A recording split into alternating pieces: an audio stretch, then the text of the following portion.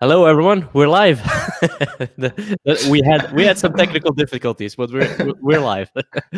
uh, Welcome to the first ever Twitter live session that I'm doing, and I'm joined here with Amir Sabirovich today, and we're going to talk all about achieving your true potential. So, Amir, maybe you can give the people a little bit of a backstory on what you do and what your kind of background is.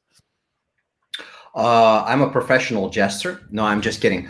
I have an expertise in software engineering and development. I've had my own company for a number of years. Then I joined a big business consultancy, the oldest business consultancy in the Netherlands.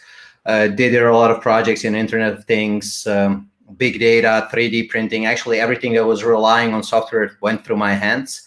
And during that period, actually, I got the chance to establish the new trending management consultancy, which was actually from business consultancy, management consultancy, looking at the business challenges and translating them into possible solutions based on data analytics and artificial intelligence. I did it for a couple of years. Then I moved to the qualitative side of natural language processing because this was more on quantitative side. Did it for a couple of years. Then I entered the software development realm, which was not really my thing because I was just delivering digital factory workers, and I don't like that. And recently, like 7 months ago, I joined Interworks. Interworks is a solution provider based in Macedonia. From 11 practices and 16 years of experience, we are actually providing solutions throughout the whole supply chain of telecommunication providers, manufacturing providers, retail, you name it, energy, all different market and segments. Next to that, I have my own podcast, Digital Savages, with a podcast challenging the status quo. And I'm a mentor at Bosnia and Herzegovina Future Foundation. And I juggle around with things. I write quotes, I write articles, kind of having fun in life. Yeah, very cool. I do a lot of those same things. I mean, the podcast and being a mentor as well. But no, yeah, I do. So what we're going to talk about today, of course, is your achieving your true potential. But when we say that, could you give a little bit of a backstory to what that means to you? So what does that mean to you, achieving your true potential? Well, I think that when you look at regular organizations, right? I don't know if you have been in regular big companies and yeah, of course, yeah, been there. Yeah. So when you enter a company, you get selected on your profile or background, depending either you're already a foreign professional or young professional. But in a case of young professional, you come in and there are only few streams that you can follow, right? So it's not really your choice of doing things the way you would like to do it. So not testing your abilities, but it's kind of one size fits all. So you have your trajectory. You have in the first year, you do this courses, the second year this, and you have your junior, mid-year, senior, extra, principal, and maybe principal, exactly. So I already lost the chase of titles.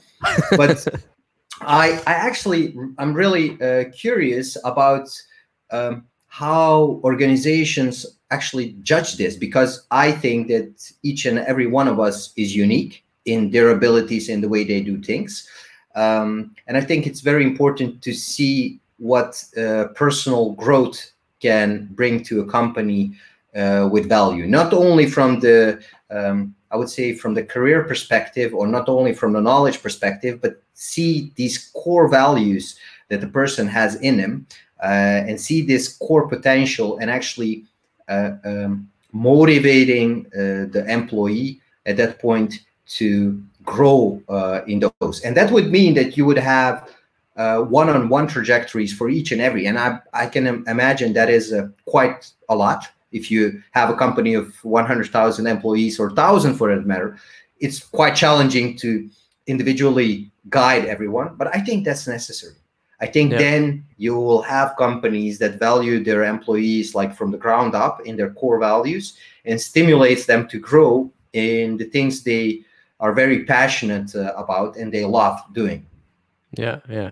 I think that when people saying achieving your true potential, from my perspective as well, you don't just do that on a professional level, of course, because you have your job which you get good at, or you get a promotion, or you start doing something for yourself or whatever. But there is also the kind of personal growth, as you mentioned, which a lot of people are forgetting about, right? Where they're like, you're not just the person at your job and then going home and then you're a totally different person. You're still a kind of the same person in that respect, right? No, no, no. And this is like the societal pressure, right? You Yeah, have this kind of rigid approach where the education is teaching the children that they should abide to the teacher. Is the same thing as you sitting in a cubicle abiding to the director, not having the same level of conversation. And then actually moving from there, it's Monday to Friday, right, 9 to 5, to actually fulfill these external factors that are meaningless for your life, for your happiness, as I would say. And then you celebrate weekends and count your days down up to your next holiday, whether it's a snowboard vacation or summer vacation. And I yeah, think that if you really are at a good place where you're valued for your true potential and what you bring along as a professional, I think then you don't need weekends. And on top of that, we're kind of spastically trying to cut these things. Yeah, I have my personal life and I have my business life, and these two don't intervene. I mean, that's like schizophrenic, right? Having yeah. phases. Like I put my work mask on and no, I have my consistency. I'm always the same.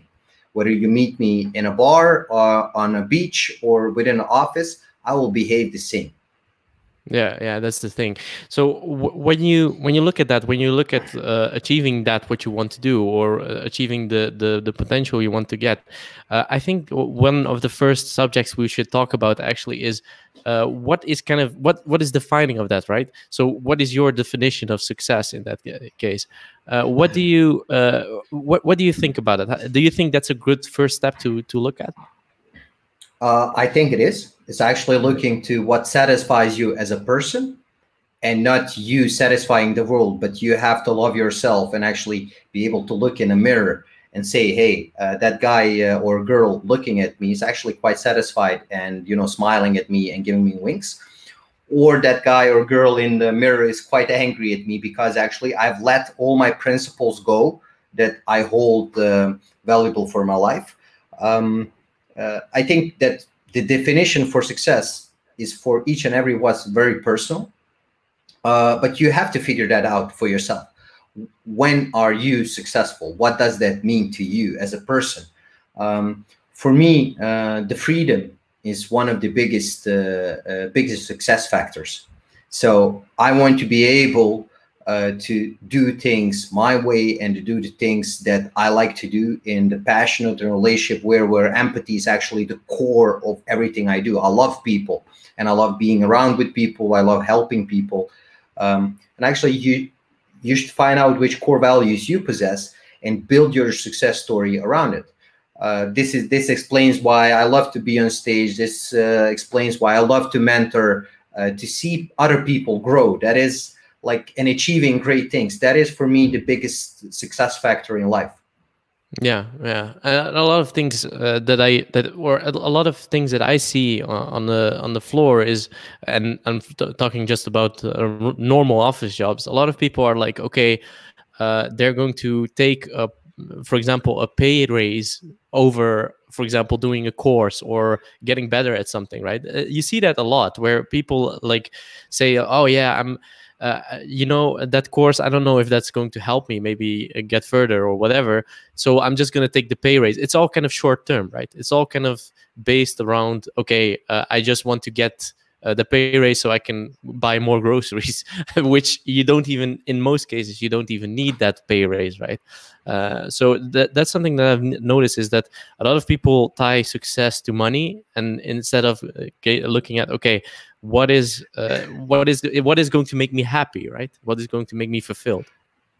Yeah, and I think that you're totally right, because at the end you will never have enough money to fulfill the empty hole of your soul. So I think that finding out, getting your heart, your mind, and your action aligned with what you really are and how you truly feel, and that may be it may be something as a result that you would like to have a 9-to-5 job. It's okay. It's nothing. It can be that you only see money as a goal. That can be your decision. It's very individual and very personal. But I think the ultimate satisfaction does not come from any kind of materialistic things. It's very easy that you're able to buy your grocery, to pay your rent, or pay your mortgage, have a car, and all these things. But these things are more given to us by the society. I mean, the ancient people did not have something like this. I mean, the Epictetus, the biggest Stoic of all time, he lived in a watery shed, right? He didn't need nothing. And all these external influences define how success looks like to us. So we're doing it for somebody else instead of doing it for ourselves. Yeah, and I think that's the greatest kind of difference between before and now, where of course all these kind of social media platforms and stuff like that, they kind of enhance this idea of these people that are largely like successful people, and then when you peel back the layers, you see like they're pretty unhappy, right? They're pretty unhappy with where they are and stuff like that. If you talk about like success, do you feel like you're at that point already where you're like, okay, I've already kind of achieved what I wanted to achieve, or do you still feel that hunger to do more? I always feel the hunger. So I'm not in love with the end goal. I'm in love with the process. So for me, challenge is one of the main aspects. So I always try to push myself more, learn more new things, connect the dots, actually push myself out of the comfort zone. So I'm kind of restless. So I haven't achieved it. I did achieve one of the most important things, and this is the awakening process for me. But actually, that I used to think that the definition of success is what the world tells me to be, and that I have to fit this picture. But actually, we're all unique individuals, and it took me time to get to this. So this enlightenment phase, and it can sound very, very philosophical to a lot of people, but I just don't care. So I've excluded all this external information sources, all kind of negativity, all kind of stress, and I'm looking inwards and trying to do things that I find are of added value for me, and by doing that, I'm able to add value for other people. And I never want to stop, because for me the greatest value is maybe some kind of altruistic way of looking at the world. But the greatest value, if you can achieve helping somebody to climb the mountain, right? Where they see all kinds of obstacles, but you take them by the hand and say, don't worry, I'm here with you the full way. And it's going to be painful. It's going to be really painful. It's going to be worse than painful. But nevertheless, we will get there where you want to be. And I think that is the biggest value that you can receive in life. Yeah. So how do you, because that's something that's for a lot of people pretty hard to do, to kind of shut yourself off for the kind of negativity and the people that can say like, you can't do it, or because I've had that and you've had that before. I can imagine that you had that before, where people are like, oh, you say something, you want to achieve something, you say, I want to do this and this. And then people are like, yeah, you're crazy, you're not going to get there, and stuff like. How do you kind of, what are some of the things that you do to kind of shut yourself off for that? So the biggest thing here is that people are not reflecting you.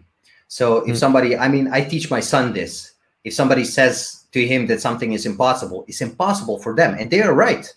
So both people that say something is possible or impossible are right, because they're looking at it from their perspective. So if somebody says something is not impossible, whether it's your wife, your girlfriend, your brother-in-law, your mother, whatever, you have to understand that these people are also conditioned by their environment. So at a certain point, if you want to elevate, people will not understand you. You'll be like from Mars, like, do I need an enigma to translate what you're trying to say? Yeah. What are you talking about? Because let's be frank, most people, like the masses, rather watch series of Afterlife than read a decade of books. Yeah, that's the thing. The thing is mostly that what you see is that people have an opinion on something that someone is going to do where they don't have the experience of doing that, right? Say, for instance, you want to be a self-made entrepreneur or something like that. The people that will give you advice mainly, and in most cases, are people that didn't do that before, right? That are maybe working a day job or whatever. Yeah. So you have to check your references, right? And surround you with people that can actually help you. And there is no book on entrepreneurship. There is no book on whatever your definition of success is. You can only read stories and derive the value for yourself, because you would buy a book, How to Become a Millionaire, and everybody would become a millionaire. You will buy you will buy Crushing It from Gary Vee, and everybody would become a Gary Vee. And that's just not true, right?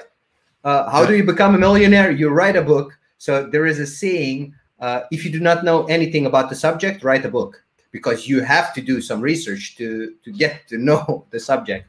Makes sense. So I don't think we're conditioned. We're conditioned our whole life, and taking somebody. I think you can have somebody else's perception. You can, but try to understand them. Why are they saying this? Is it because of the fear? Is it because of uncertainty or doubt or fear of failure? It all comes from fear. I mean, whoever said that you will succeed overnight, is there a definition? I can bet you that when we would dive deep into all these success stories that we see around the internet, that these guys failed 20 times before, and that we are not hearing 99.9% of all these guys that try the same thing and actually tremendously fail. Only these 99.9% gave up. Yeah. And the thing is, you never give up. Yeah, it's the iceberg metaphor, right? You see just the top, the people that reach the top, and all of them that are under the water that you don't see, right? That's the thing. And I think you can. Sorry for interrupting you, but I think go ahead. you can use the metaphor of a kid. Have you seen the kid that was crawling and stood up his legs, fell, and said, I'm not going to do this. This is too hard. I give up. Yeah. No, it stood up, it fell. It stood up, it fell. And at a certain point, they still were walking, but hitting against things, and that hurted them. So they trained their algorithm not to do so. Yeah, so exactly. It's the same thing with anything you do in life. You do not give up. You just keep doing what you truly believe in. And this is coming back to the earlier discussion. So actually, it has to come from here. If you're using logic, it's not going to happen. Yeah. What I wanted to talk about, because when you're on your journey, when you want to do all kinds of things, this is kind of the next subject I want to get in. So what are some of the biggest obstacles for people to reach their kind of true potential? What do you kind of see? I can give my opinion afterwards, but let's have your opinion on that one first. I would say perception. I would say the external factors, they're too much tied to the things that they have to do to oblige anybody else's wishes except their own, right? Yeah. So you see these examples where I just had someone on a podcast that said, "Hey, I had a well-paid job. I'm a mom of 2 children. I had everything in line, but something was missing. There was something in me that actually pushed me to do something else." And when she wanted to do that, of course, everybody will say you will fail, because there is one interesting thing. If you listen too much to people that are saying that you will fail, you know why? Because if you're going to do that, they see where they failed to realize their dream. So you are remembering them on the dream that they let go, and that hurts them from inside. So they're not willing for you to succeed, because it will remember them even more if they're closer to you. So I think putting too much focus on external factors, conditioned materialism from the society, And the most important one, the bias that is included in everybody's thoughts. So taking for granted what people think. You shouldn't care what people think. Who cares? Mm. You should care about what you think. Sorry. Yeah, but that's hard. It's hard. It's hard for people to let that go, because we're social animals in the. I mean, it is like that, right? A lot of people will judge you. A lot of people will say that what you're thinking about is not attainable. Or, I mean, I've heard it a lot, where a lot of people were saying like, okay, you didn't do a university degree, or you didn't do anything. How are you going to reach this that you are saying that you want to reach right now? And I'm like, I'll just do it, because and that's where a lot of people fail, is that they don't even start, right? They're like, they see this mountain and they're like, oh man, let's leave that for another time, right? Let's push that a little bit back. But did you hear yourself? You just said, yeah, you do not have a university degree. So the key to success is having a university degree. In other people's minds. I mean, for me it's not, but in other people's minds that is, right? A lot of people will say that. Conditioning. Where I'm like, I don't care what you did, right? I don't care if you have a university degree. I will look at, okay, what are your qualities? Do those qualities fit in, for example, if you have a team or something, do they fit in my team that I want to have? And that's where I'll base it off. I don't base it off. I've seen people with a lot of degrees that know a lot less than I know, right? So that's the kind of thing, right? You compare it. You're just looking at like, okay, what's actually what you want to have? What's the kind of person you want to have? What's the kind of team member you want to have within your team? And you base it off. I base it off that. I don't base it off university. I don't care. I don't care if someone has. If you're conditioned by the whole society to believe this, at a certain it's point, hard. You'll be brainwashed, because people, you said, people are social animals. You're totally right. But you also have to figure out what kind of influence you're having from your family, from your close relationships, for people you call friends, and actually decide if they're beneficial for your personal growth, right?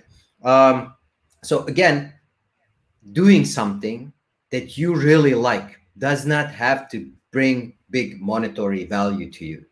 But if you're content with that and you're really happy with that, that's okay. That is actually what reaching your, if you like to carve wood and sell figurines on the market, and you really are passionate about that, people will see that. Because you believe in something that is your core product, something that you did. If you're great at baking potatoes, then you bake potatoes the best way you can, and you pour your soul into it. And it doesn't matter that you're not driving, I don't know what the favorite car is at this moment, but you should not define materialistic success of society to your successes. And then coming to this biggest obstacle, external factors and people opinions, caring about anybody else thinks. Yeah, and I think you should let that go as fast as you can, right? Because that's not gonna help you. I mean, it does help if it's in a constructive criticism way, right? If someone giving you feedback or something like that, that does help. But we'll get to that in a second for the other subject. But those are the things that do help, right? Yeah, and to add to that, you have to accept the fact that for the starters, it's going to be a very lonely existence. And you have to be okay with that.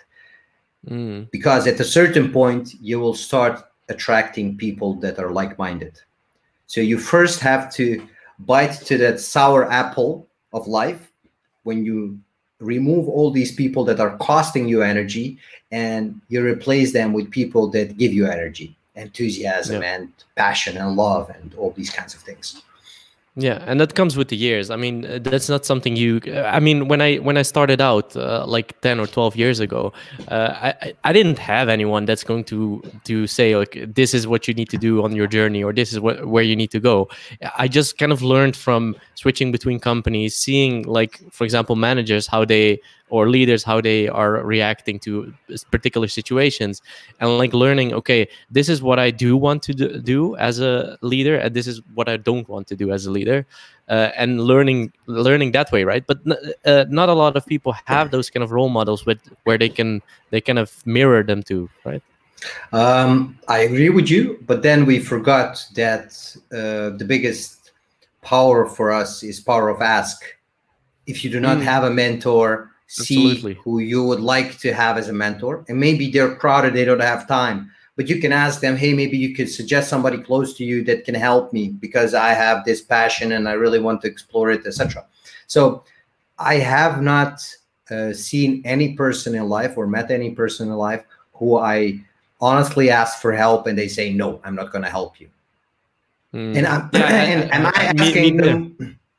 asking them the most precious thing that they can give me, their time and their knowledge. And most said, yeah, let's do it. Do you have a goal? What is your plan? How do you want, etc., etc. Yeah, you do need to be concise though, because especially if you're asking these kind of people, right? You can't be like, okay, what's the secret to success? That's not going to work. You need to come with something, a concrete example, right? You have to know which challenges you're facing and then fit the mentor that can help you grow and overcome these challenges. Yeah, I think those are a few of the biggest obstacles. Let's talk about two things that one of them you already mentioned, and that's perception, but also consistency. I do want to talk a little bit about this. So when you're setting these kind of setting the kind of true potential for yourself that you want to be, the person you want to be, the job you want to do, of course, perception is pretty big in that respect. I think it's one of the biggest ones, but also consistency. So what do you feel like consistency brings to the table when someone is, for example, consistent in their actions? I think that everything that is done routinely and every day, so choosing one thing that you want to improve and improving that every day, it can take 10 years, but eventually it will benefit you as a person. So in everything you do, you have to be consistent. Maybe I mentioned this earlier, but first you have to conclude that you want to do something, right? I want to do something that has impact on me as a person. I want to gain more knowledge. I want to become an expert. I want to lose weight, whatever. And then no matter hail or snow, you do that every day consistently. And you do that for 6 months and come back and say you don't have results. I'll bet my life on it you will have results. In everything that you do consistently, it is behavior. I mean, the behavior of people is constantly fluctuating because of the mood swings. I don't have any masks. I told you at the beginning of the show. I'm always the same. I'm always the same and always in touch with my emotions and how I look towards the world. And I'm always trying to understand somebody else's perception, because if I'm blocked to understand your perception, I'll be stupid because I will not get the ability to look the world through your eyes, and maybe I will figure something new out. So that's the thing. And coming back to the consistency, see, if you do every day, a bit or a chunk, and you grow, you will grow. You will grow in knowledge. You'll grow in fitness. You'll get your body into the shape. You'll get more followers if that is you're all about. You'll get the stage. Everything that you do consistently will have results. And the funny thing about consistency, and again, a perception, we perceive that success can be achieved overnight. And that is not true. Yeah. So you maybe need to do it for a year, for 3 years, for 10 years. And after 10 years, you get 1 year that somehow miraculously everything falls in place. That's not true. There are no miracles. That's your hard work, consistent work paying off after 10 years. Yeah. And that is also... Go ahead. Sorry, go ahead. No. Yeah, I mean that's what you meant also, and that's something that I've mentioned myself numerous times as well in maybe podcasts that I did, but also I think that it comes back in some of your podcasts as well. Is we started these podcasts, yours and mine. We started that without any kind of money in mind or whatever.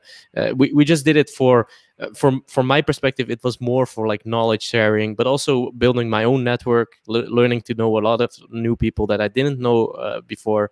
But also, when I started it, I was like, okay, I'm gonna do this podcast. But what's the number one thing that a lot of people are saying when you say like, I want to build my podcast?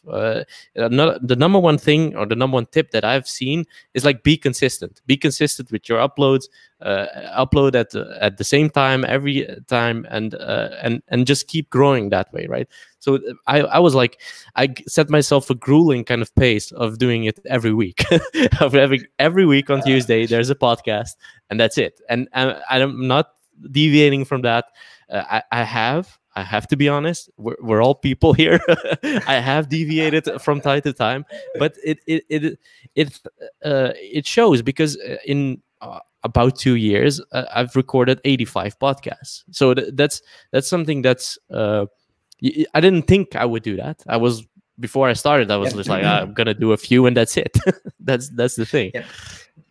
But you actually you just started, so that is also one of the things that people think that they really need a plan. So I can give you ones. You inspired me when I was on your podcast. I don't know which series what was that, and I was like, okay, I need in the beginning somewhere. Yeah.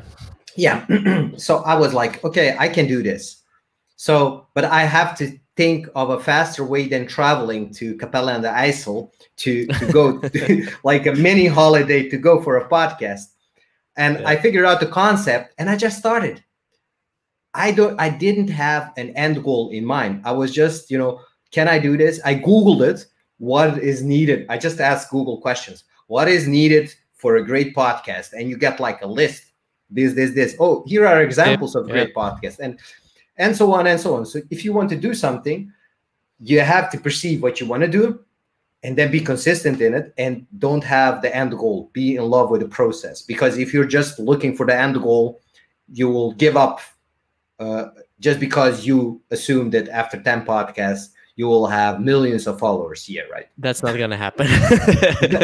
No, and the thing is, I have to be honest. I've in those last 2 years, I've had a few moments where I was like, why am I doing this, right? Why am I doing this? I should just give up, or let's just stop the podcast and that's it. Sometimes I've said like, okay, if I reach 100, I'll stop. But it could also well be that when I reach 100, I'm like, oh, well, let's do the next 100, right? It doesn't have a real end goal, but on the other hand, it's something that I get energy from. I get energy from talking to people. You're passionate about it. Yeah, you're doing it. You're doing it unconditionally in that sense. So I do want to talk a little bit about setting goals, because setting goals and kind of getting to that, I think, is a real important thing. Because if you do not set goals, if you don't say, okay, I want to reach, I don't know, I want to be this particular function within a company or whatever, I feel like it's kind of, you need to have an end goal, in my opinion. You don't need to say, okay, I need to reach that within a year, because maybe that's not feasible, right? But how do you approach that? So when you set out to do something, how do you kind of set these goals? Do you set goals, and how do you approach that? I do set goals. They're never poured in concrete. So they're fluctuating, because maybe by the time that so it's never a straight path, right? It always goes, it's not a straight line. It has a lot of obstacles. So I have a 1-year goal, a 3-year goal, and 10-year goal on different levels. So both spiritually, physically, mentally, and professionally. So personally in whole, and professionally in whole. So how am I going? So I have these goals, and then I set out, how am I going to achieve it? What do I need on knowledge, on people, on experience, on all these kinds of things to achieve those goals? And they always change. They're varying, because, along the paths that you're following, that so I'll give you a good example. The AI company that I was starting for the management consultancy, I just wanted to start up an AI company. I did not have an end goal in mind.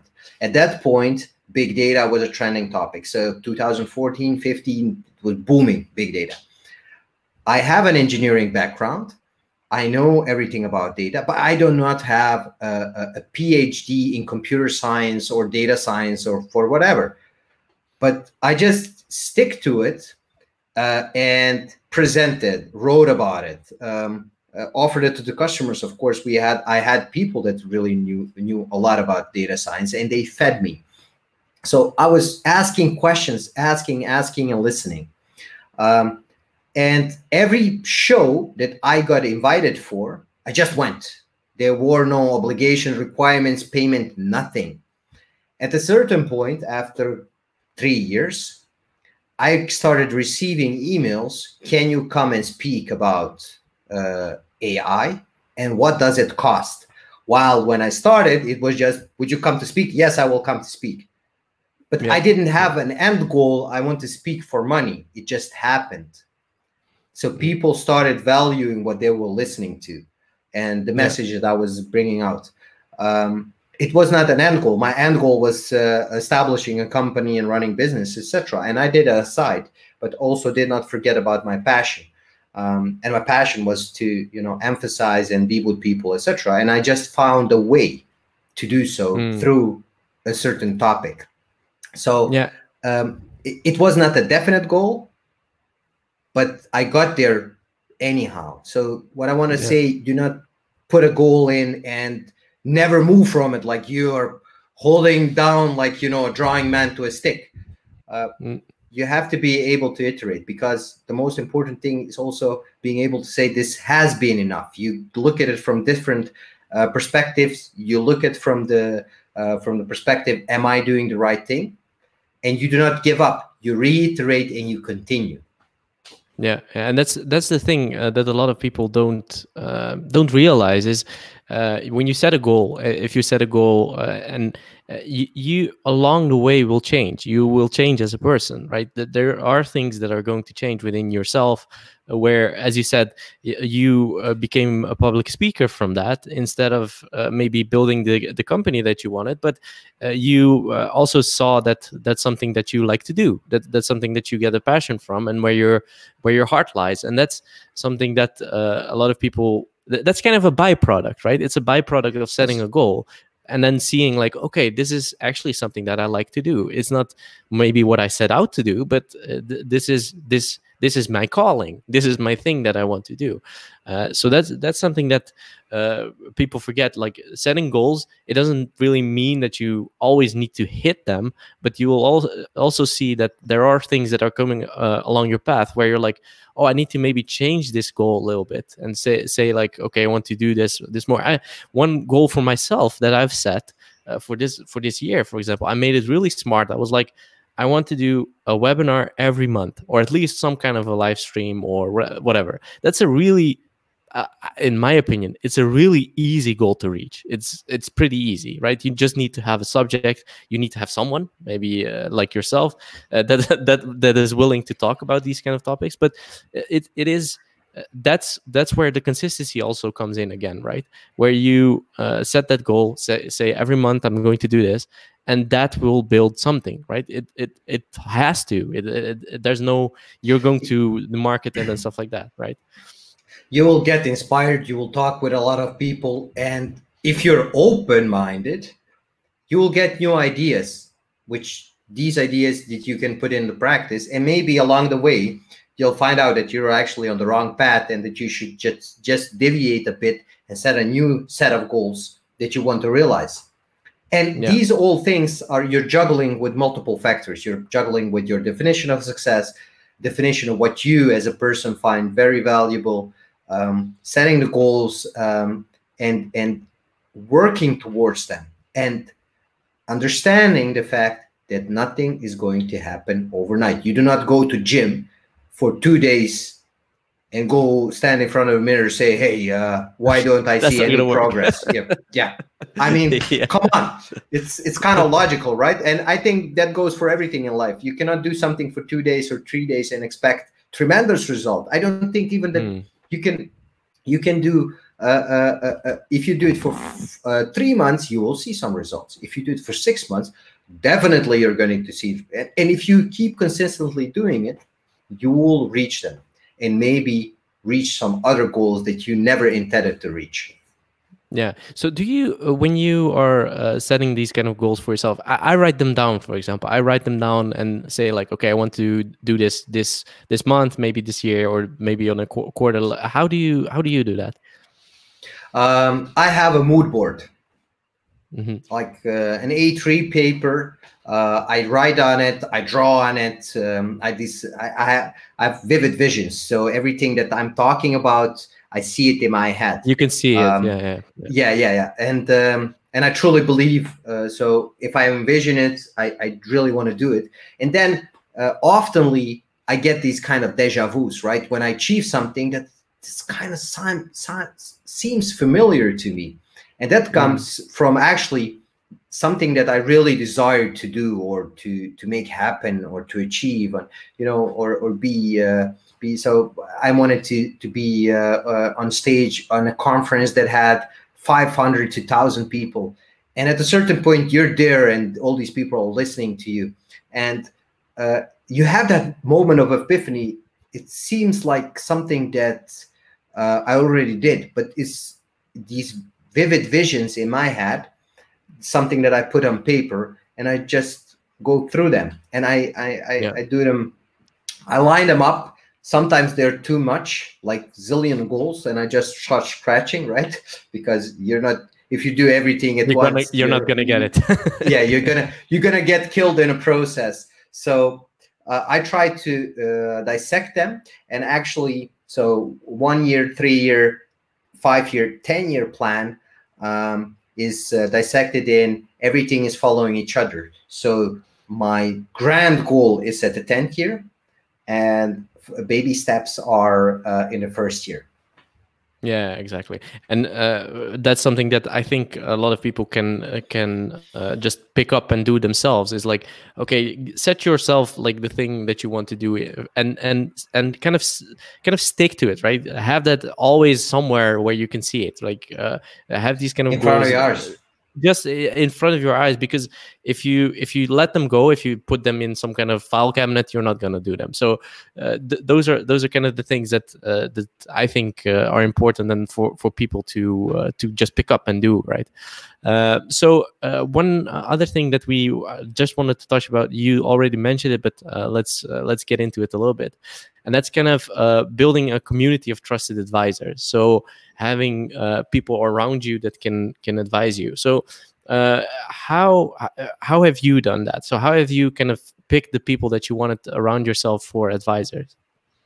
It was a learning curve. I didn't understand that firstly, that we all need somebody that supports us, and when we do not believe in ourselves at the moment of youth, where you're kind of cocky and arrogant, that you really need somebody that believes in you and sees a diamond in the rough, and that actually says you just need some polishing, and guides you through that.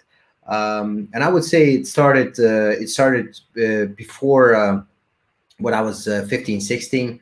A father of, he passed away sadly at a very young age, but father of a very good friend of mine. He was always, he was working at one of the bigger IT companies. He was always assembling computers, installing all these kinds of things. And he saw my passion for that, because I was always around electronics and anything like that. So he started teaching me, because he saw enthusiasm in me, and he started coaching me on, you can do this and do this, and these are the good educations that you can follow if you can. And I wasn't, now I'm aware, but back then I wasn't aware that he was guiding me into the right path for me. And then when I started working for the management consultancy, I had a great manager that, he taught me really a lot. And I would say through all my life, I had these kinds of person that sat down, took their time and really helped me from love and passion perspective, because for them, they want to succeed. And then after that, brother-in-law, a very close relation of mine that is still mentoring me. I have another guy in Germany that is mentoring me. So I taught myself to have these people around me that actually are willing, as I said at the beginning, to share their time and knowledge to improve me, because it's acknowledging that you need some improvement, and that somebody is giving up time to improve you. And that is very important. I believe there is a saying, show me your friends and I'll show you your future. So I'd rather be surrounded with these trusted advisors that know everything about me, and I hope they also can learn something from me, but that's not my aspect, or they gain anything from stuffing me up. So then have then have 100 friends, quote unquote, that invite me to go drink every night in a bar and stay up until 5 a.m. Wasting my time on things that really are not adding value to my personal or professional life. Yeah, and what I've noticed for myself, from my perspective, when you, I never really searched for someone as an advisor. It's not like I did kind of seek out to have someone as an advisor, but you kind of subconsciously do it, right? You subconsciously see, as you said, that someone maybe has an interest in you, or will even speak that out. Will even speak out and say like, okay, I see that you have a lot of potential, but these are some of the things that you still need to brush up to get further, right? And those are kind of the people you want to have around you, and that can say that to you like in a meaningful, honest way, instead of saying like you did it horribly wrong. They will probably say like, okay, you're getting there, but you need to improve on this and this and this. And those are kind of the people that you want to have around you, I think, where they can say that and you can not be offended by it, because it's basically their opinion, and they do that because they want you to succeed. They don't want you to fail in what you're doing. So that's something that I've noticed as an advisor. Yeah, it's and the most important one is paying it forward. So I believe you're doing that. I'm doing that as well. If people are ready to transfer knowledge to us, that means that we should we have an obligation to do the same. And again, another saying that was like, watch out who you call friends. I'd rather have 4 quarters than 100 pennies. So I think it's very valuable to see where the intersection is, where people can help you, or willing to help you, and confronting you argumentally, not like, you can criticize about anything in life, but actually giving you feedback why, how, and what the results shall be. I think these are valuable lessons. And if somebody is prepared to share that with you, I think that you should be appreciative beyond any kind of gratitude that you can imagine. Absolutely. And I think that a lot of we help a lot of people. Both of us help a lot of people, even without anyone acknowledging it or whatever. We don't need that, right? I mean, it's not needed. You just help. You don't. In that in this game, you're not paying for it yourself. It's how you call that? I cannot come up with an English word for it, but it's freely. There is no, the biggest gratitude you can get for that is see somebody else succeed. Unconditional, giving your time, giving your advice, and seeing somebody succeed is the best thing and if you are aware that somewhere on the background you helped, you don't need acknowledgement. It's so beautiful to see. No, and one thing that I've noticed from becoming a mentor myself is that I kind of realized myself that that's something that I've missed in the last 10 years. Of course. That's something that you kind of reflect on yourself as well, and that's why especially if you're a little bit further in your career, I would suggest to anyone to do, because you will learn a lot from just doing that instead of you just giving your advice to someone, right? I do disagree here with you. I don't think that you have to be further in your career. I think if you're a student, Yeah, you're okay. studying, or you just started in any, I mean, there is Yeah, no you're right. condition for, there is no condition of, you can be 50 and have a mentor. You can be Yeah, in your you're pension right. and have a mentor. You're That's what never too they young or do. too old.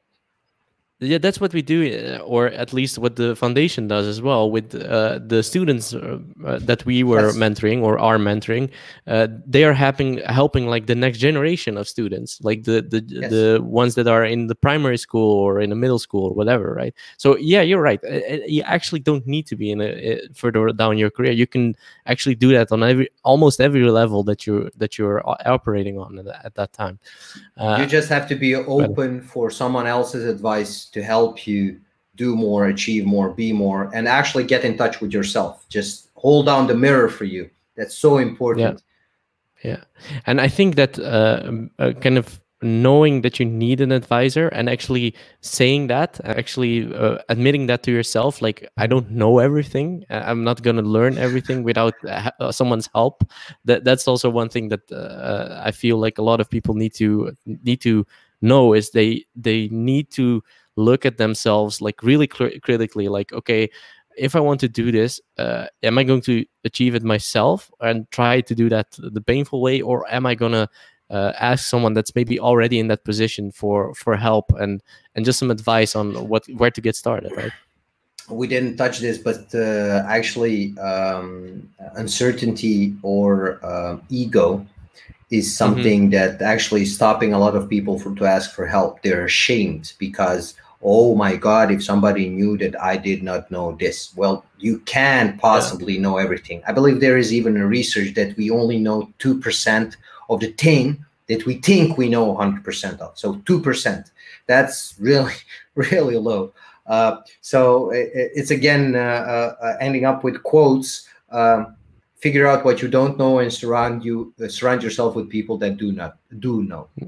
yeah, exactly. So that brings us kind of to the final remarks, because I think there are some valuable lessons here for people to learn. We've talked about all these kind of things, like the biggest obstacles, seeing like perception from other people. We've talked about like the consistency that you need to get to your particular goals, and also setting them. How do you do that? We've mentioned that, and also getting people to help you, right? Getting people that can help you along your journey. So what are some of the things that you would like to kind of close this Twitter live session with? What are some of the things that you would like to give back to the people, or at least mention again? What I said. Forget about anybody else's opinion. They can have it. It's their perception. It's not reality. Anything that is impossible for them is not impossible for you. So everything is possible if you have the consistency, willpower, resilience, and believe, truly believe, that you can do what you are set out to do. Plan it, put it on paper, and jot it down. If your trajectory changes, put it down, and remind yourself that you're doing this. Do not expect results overnight. Expect results from 1 year to 10 years. Depends on how consistent and how much working hours you're spending on your passion and your goal. Find yourself a good mentor, find yourself more mentors, reach out, ask people for help, share your ideas, share your opinions, trial and error, fail, and you will hurt your head, but that's not drama. I think the worst fear you should have is fear of unlived life and your dreams coming to your funeral. Yeah. I would end up with that. Yeah, I think so too. I mean, there's nothing worse than feeling like you didn't get everything out of it that you wanted, right? Not getting the things that you aspired to be or aspired to do or whatever, right? And that's what we try to do in this kind of live session.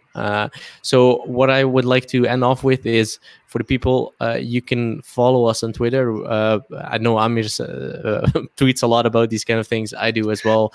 When I do have some interesting opinions on particular topics. So follow us there. I think we'll probably end up putting this on YouTube as well. This is going on Twitter, but you will be able to watch this one more time later on. Amir, thanks a lot for your time. I think it was a great session. Likewise, brother. It was awesome talking to you again, and Godspeed, I would say. Continue doing what you're doing, and until next time. Until next time. Thank you, and thank you again for inviting me for kicking off this. So yeah, it's cool. I mean, I'm gonna keep this up because this is pretty cool too. This is a little bit different than the podcast that I do and the podcast that you do, but it's cool. It's about the other topics than just technology or companies or whatever, right? But it's a mix of both. So we'll keep this up. Thanks a lot. Bye bye. Thanks. See ya. Bye.